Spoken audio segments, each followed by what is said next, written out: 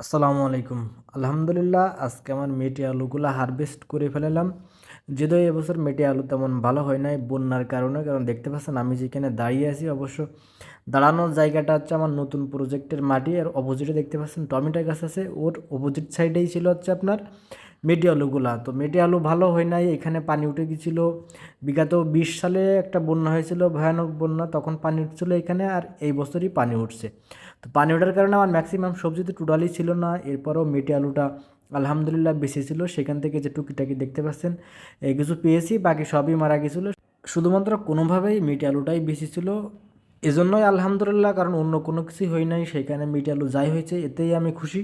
মেটে আলু চাষ পদ্ধতি সম্পর্কে যদি বলি, কারণ আপনারা অনেকেই জানতে চাইবেন যে কীরকম জায়গায় ভালো হয় বা কোন জায়গায় করলে সুবিধা হবে। আমার মতামত থাকবে আপনারা আধা ছায়া বা আধা আলো বা ছায়াযুক্ত জায়গায় আপনার মেটে আলুটা হয়ে থাকে। আর চেষ্টা করবেন বেলেও দোআঁশ মাটি যেখানে সেখানে রোপণ করতে। অর্থাৎ আমি এখন যে মাটির উপরে দাঁড়িয়ে আছি এটা কিন্তু এঁটেল দোআঁশ মাটি, এরকম মাটিতে কিন্তু ভালো হবে না, অর্থাৎ কালো মাটিতে কিন্তু ভালো হবে না। অবশ্যই বেলে দোআঁশ মাটিতে রোপণ করবেন, যেখানে মাটি মোটামুটি একটু লুজ থাকে, সেক্ষেত্রে অবশ্যই আপনার মেটে আলু ভালো হবে। আর ছায়া বা রোদ এটা মেটে আলু এরকম সমস্যা হবে না, তবে অবশ্যই রোদে যদি করতে পারেন সেক্ষেত্রে ভালো হবে। এটা স্বাভাবিক, যে কোনো জিনিসই সানলাইট পেলে ভালো হয়। অনেকেই প্রশ্ন করতে পারেন যে পানি উঠলে কোনো সমস্যা হবে কি না। এরকম যদি আপনার টুকিটাকি পানি ওঠে বৃষ্টির সময় সেক্ষেত্রে কোনো সমস্যা হবে না। আর এটা কিন্তু প্রায় 1 বছর লেগে যায় আপনার হারভেস্ট উপযোগী হতে। এমতো অবস্থায় মেটে আলু চাষটা কাদের জন্য বেশি সুবিধা হবে বা লাভ করতে পারবেন, যাদের লেবার নেই বা আপনারা নিজেরা কাজ করতে পারেন না বা যে এলাকায় লেবার কস্ট বেশি, তাদের জন্য হয়তো বা ভালো হতে পারে। কারণ আমাদের এলাকায় এখন আসছে আপনার মেটে আলু প্রায় 80 থেকে 100 টাকা কেজি। মেটে আলু চাষ বেশি সুবিধা হয় এমন মানুষদের জন্য যারা শহরে চাকরি করেন বা গ্রামের জমি জায়গা কম বেশি আছেন, অন্যের কাছে বর্গা দিয়ে রাখছেন বা ভাগে দিয়ে রাখছেন। এই টাইপের যারা আছেন তারা চাইলে আপনার বছরে যে কোনো একটা সময় 14 বৈশাখ মাসে আপনার মেটে আলুটা রোপণ করা হয়।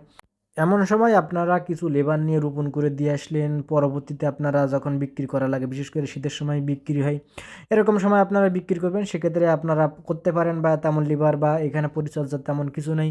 হয়তো বা বৃষ্টি সিজনে একটু সমস্যা হয়, গাছ নষ্ট হয়ে যায়, গাছে ওলা লাগে আমাদের আঞ্চলিক ভাষায় বলি, বা পচন যেটা হয়, গাছের পাতা পচে যায়। তো কিছু কীটনাশক আছে, আপনারা যখন ছুটিতে গেলেন তখন একটু পরিচর্যা করে আসলেন, এর বাইরে তেমন কোনো পরিচর্যা নেই। এমন সুযোগ যদি আপনার থাকে সেক্ষেত্রে আপনারা বাণিজ্যিকভাবে মেটে আলুটা চাষ করতে পারেন।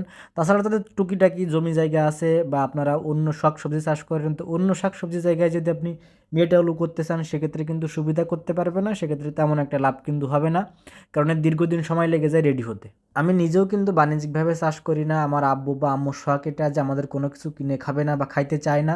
তো বছরের যে কোনো ফল আমাদের খাওয়াইতে চাই, সে সুবাদে আমাদের টুকিটাকি করা হয় বা আমাদের কিছু বীজ ধরে রাখার জন্য যেন পরবর্তী বছর আমাদের রোপণ করতে পারি। এ কারণে আমরা টুকিটাকি কিছু রোপণ করি, কিন্তু আমরা অনেক কিন্তু রোপণ করি না, এটা বাণিজ্যিকভাবে চাষ করি না।